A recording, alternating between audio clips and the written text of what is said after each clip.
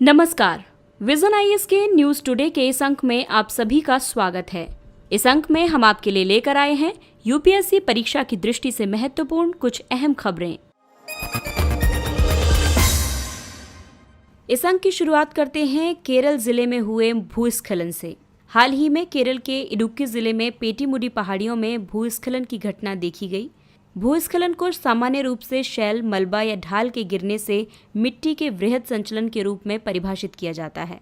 भूस्खलन के प्राकृतिक कारक लंबे समय तक भारी वर्षा, तीव्र ढलान, अत्यधिक अपक्षयित चट्टानों की परतें, भूकंपीय गतिविधि आदि हैं, जबकि मानव निर्मित कारकों में निर्वनीकरण के परिणाम स्वरूप मृदा अपरदन, खनन और उत्खनन, भूमि उपयोग प्रतिरूप आदि हैं। भारतीय भूवैज्ञानिक सर्वेक्षण के अनुसार भारत का 12% से अधिक भूभाग भूस्खलन के प्रति अति संवेदनशील है। भूस्खलन से प्रभावित प्रमुख क्षेत्र हैं हिमालय, उत्तर पूर्वी पर्वत श्रृंखला, पश्चिमी घाट, नीलगिरी, पूर्वी घाट, विंध्य पर्वत श्रृंखला। भूस्खलन निचले इलाकों की बस्तियों, अर्थव्यवस्था, जीवन, संपत्ति आदि के लिए विध्वंस का कारण बनता है। आइए अब भूस्खलन के प्रबंधन पर राष्ट्रीय आपदा प्रबंधन प्राधिकरण यानी एनडीएमए के दिशा निर्देशों को समझते हैं।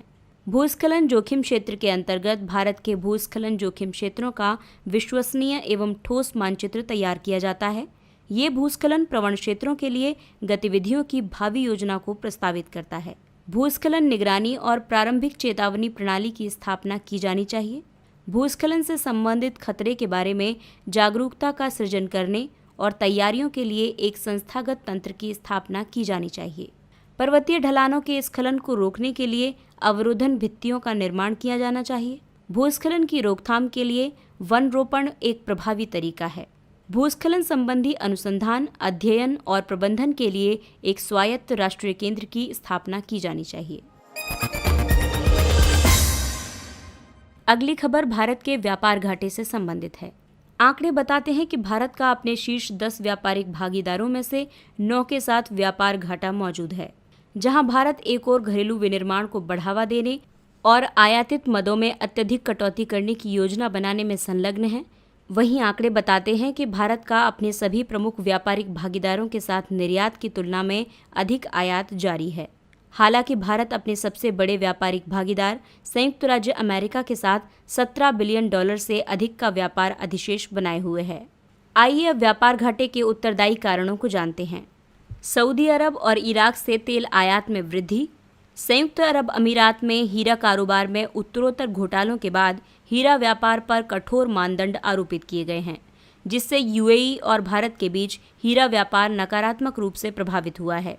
इसके अलावा यूएई में भारतीय परिधानों की बाजार हिस्सेदारी में गिरावट आई है और परिष्कृत पेट्रोलियम के निर्यात में भी कमी आई है। भारत के निर्यात व्यापार में विविधता का अभाव आदि। वहीं सरकार ने निर्यात को बढ़ावा देने और आयात पर निर्भरता कम करने के लिए हाल ही में कुछ कदम भी उठाए हैं। निर्यात क्षेत्र के लिए ऋण को बढ़ावा देने के लिए भारतीय रिजर्व बैंक ने प्राथमिकता प्राप्त क्षेत्र को उधार मानदंडों के तहत ऋण की अधिकतम स्वीकृत सीमा में वृद्धि की है। निर्यात क्षेत्र में समग्र सुधार करने के लिए आत्मनिर्भर भारत अभियान के अंतर्गत विभिन्न योजनाओं की घोषणा की गई है। सरकार ने लघु निर्यातकों के लिए बीमा कवर में वृद्धि करने और प्रीमियम दर को कम करने के लिए निर्वीक यानी निर्यात ऋण विकास योजना की घोषणा की है। गैर आवश्यक वस्तुओं के आयात में कटौती करने के लिए चीन से आयातित वस्तुओं पर प्रशुल्कों में वृद्धि की गई है। अगली खबर ऊर्जा क्षेत्र से संबंधित है। शेल गैस अन्वेषकों पर प्रतिकूल प्रभाव। प्रस्तावों के अनुमोदन में एकरूपता की कमी की वजह से ऐसा हो रहा है। हाल ही में great eastern energy corporation limited यानी GEECL द्वारा प्रस्तावित एक शेल गैस अन्वेषण योजना को पर्यावरण मंत्रालय ने ये उद्धरण देते हुए अस्वीकार कर दिया है कि कोल बेड मीथेन और शेल गैस का निष्कर्षण तकनीकी रूप से भिन्न भिन्न गतिविधियां हैं, जबकि कुछ समय पहले पर्यावरण मंत्रालय ने इसी के समान एक अन्य प्रस्ताव को स्वीकार कर लिया था। वर्ष 2018 में सरकार ने अपरंपरागत हाइड्रोकार्बन्स जैसे शेल गैस, CBM आदि के अन्वेषण और दोहन के लिए नीतिगत फ्रेमवर्क को स्वीकृति प्रदान की थी। इस नीति के अंतर्गत एकल हाइड्रोकार्बन संसाधन प्रकार को यूनिफॉर्म लाइसेंसिंग पॉलिसी से प्रतिस्थापित कर दिया गया था। वर्तमान में हाइड्रोकार्बन अन्वेषण एवं लाइसेंसिंग नीति हेल्प तथा अन्वेषित लघु क्षेत्र डिस्कवर्ड स्मॉल फील्ड यानी DSF नीति में यूनिफॉर्म लाइसेंसिंग पॉलिसी को लागू किया गया है। इस प्रकार एकरूपता की ये कमी शेल गैस अन्वेषण में निवेश के लिए हानिकारक सिद्ध हो रही है। आइए अब जानते हैं शेल गैस के बारे में। शेल गैस एक ऐसी प्राकृतिक गैस है जो शेल संरचनाओं में संचित होती है। आसान शब्दों में कहें तो शेल गैस का मतलब है चट्टानों के बीच पाई जाने वाली प्राकृतिक गैस। सूक्ष्म कणों से बनी अवसादी चट्टानें पेट्रोलियम और प्राकृतिक गैस की समृद्ध स्रोत हो सकती हैं, जबकि कोल बेड मीथेन प्राकृतिक गैस का वो रूप है जो कोयला संस्तरों की कार्बन संरचना में संचित होता है। पिछले एक दशक में क्षैतिज ड्रिलिंग और हाइड्रोलिक फ्रैक्चरिंग जैसी तकनीकों के विकास से शेल गैस के व्यापक भंडारों तक पहुंच आसान हो गई है। पहले इनका निष्कर्षण करना आर्थिक रूप से वहनीय नहीं था। भारत में Cambay, Krishna Godavari basin, Kaveri basin, Gondwana basin, ऊपरी असम और सिंधु गंगा मैदान में शेल गैस भंडारों की पहचान की गई है।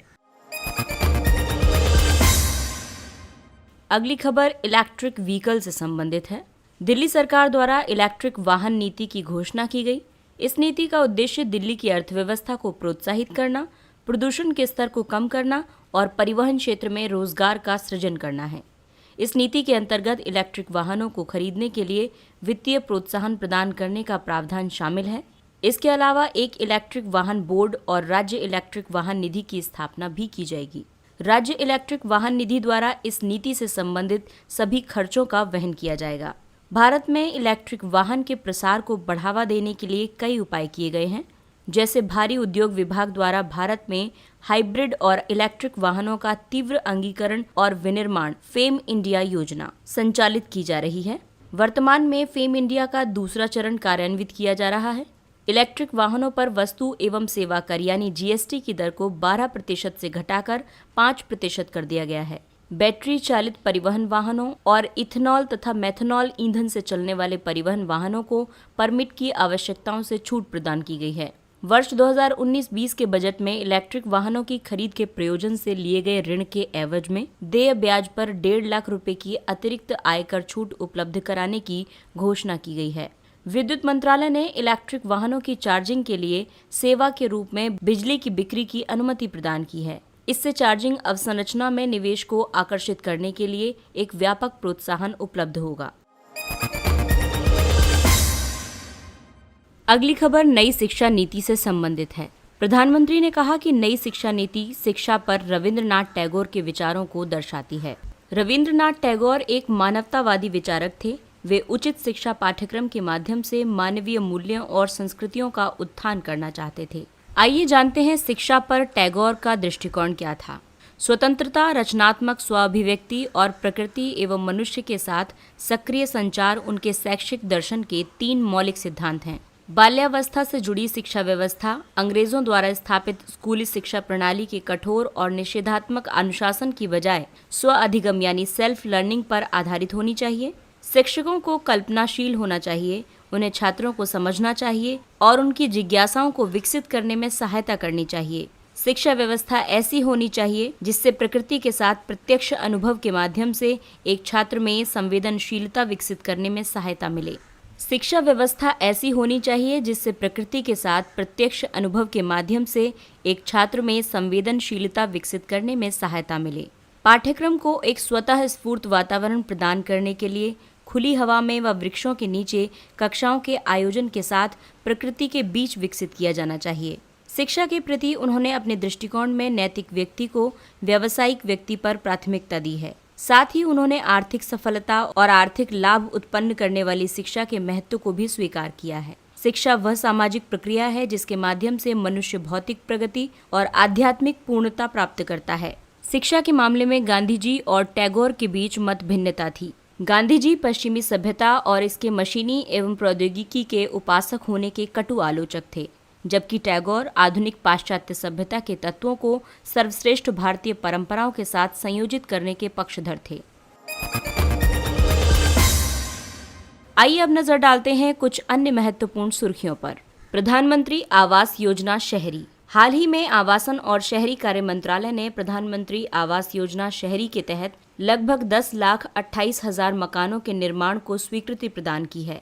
इस तरह इस योजना के तहत अब स्वीकृत मकानों की कुल संख्या बढ़कर 1,06,00,000 हो गई है। प्रधानमंत्री आवास योजना शहरी को वर्ष 2015 में प्रारंभ किया गया था। इस योजना का उद्देश्य वर्ष 2022 तक शहरी क्षेत्रों में सभी को आवास प्रदान करना है। ये 1 करोड़ 12 लाख मकानों की मांगों को ध्यान में रखते हुए राज्यों या संघ राज्य क्षेत्रों के माध्यम से कार्यान्वयन एजेंसियों को सभी पात्र परिवारों या लाभार्थियों को मकान उपलब्ध कराने के लिए केंद्रीय सहायता प्रदान करती है।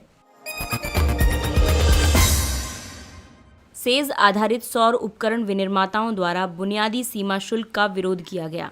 विशेष आर्थिक क्षेत्रों यानी सेज के सौर उपकरण विनिर्माताओं का कहना है कि यदि सरकार सेज में स्थित स्थानीय सौर कारखानों को एक समान अवसर उपलब्ध कराए बिना सौर सेल और मॉड्यूल के आयात पर BCD यानी बेसिक कस्टम ड्यूटीज वसूल करती है, तो इन विनिर्माण इकाइयों को बंद करना होगा। यदि बेसिक कस्टम ड्यूटी आरोपित किया जाता है तो इन सेज इकाइयों से सोलर सेल और मॉड्यूल खरीदने वाले घरेलू प्रशुल्क क्षेत्र के खरीदारों को सेज अधिनियम 2005 के तहत शुल्क का भुगतान करना होगा। बेसिक कस्टम ड्यूटी एक प्रकार का शुल्क या कर है। इसे सीमा शुल्क अधिनियम 1962 के तहत अधिरोपित किया जाता है। ये कई मदों के लिए अलग अलग होता है। केंद्र सरकार किसी भी वस्तु पर इस शुल्क को कम करने या इसमें छूट प्रदान करने के लिए अधिकृत है। भारत में तेंदुओं का अवैध शिकार। ट्रैफिक इंडिया नामक एक संगठन के अनुसार भारत में वर्ष 2015 से 19 के दौरान कुल 747 तेंदुओं की मृत्यु हो गई। गैर कानूनी वन्यजीव व्यापार और अवैध शिकार के कारण इनमें से 596 तेंदुओं की मृत्यु हुई है। सर्वाधिक अवैध शिकार की घटनाएं उत्तराखंड और महाराष्ट्र में दर्ज की गईं। तेंदुओं के सामने कई जोखिम हैं, जैसे पर्यावास विखंडन, मानव वन्यजीव संघर्ष और अवैध व्यापार में बढ़ोतरी। IUCN की लिस्ट में इसे वल्नरेबल की श्रेणी में रखा गया है। ट्रैफिक यानी trade records analysis of flora and fauna in commerce. ये एक विश्व स्तरीय गैर सरकारी संगठन है। ये जैव विविधता संरक्षण और सतत विकास दोनों के संदर्भ में वन्य जीवों और पादपों के व्यापार पर निगरानी रखता है। क्वकस 2020 यानी काकेशस 2020 ये रूसी सामरिक कमान और कार्मिक अभ्यास है। भारत अगले महीने रूसी क्वकस 2020 में भागीदारी करेगा। इस अभ्यास के लिए आमंत्रित देशों में चीन और पाकिस्तान भी शामिल हैं। संघाई सहयोग संगठन के अन्य सदस्य देशों को भी इसमें भाग लेने के लिए आमंत्रित किया गया है। छठा राष्ट्रीय हथकरघा दिवस। ये वर्ष 2015 से प्रतिवर्ष 7 अगस्त को मनाया जाता है। ये वर्ष 1905 में इस तिथि को प्रारंभ हुए स्वदेशी आंदोलन को चिन्हित करता है।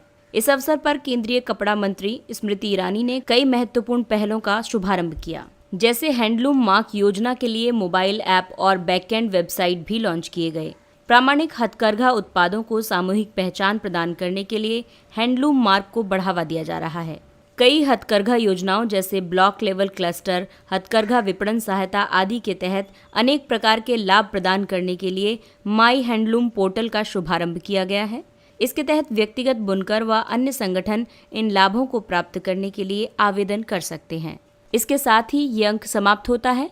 अगले अंक में फिर मुलाकात होगी कुछ अन्य महत्वपूर्ण खबरों के साथ। तब तक के लिए नमस्कार।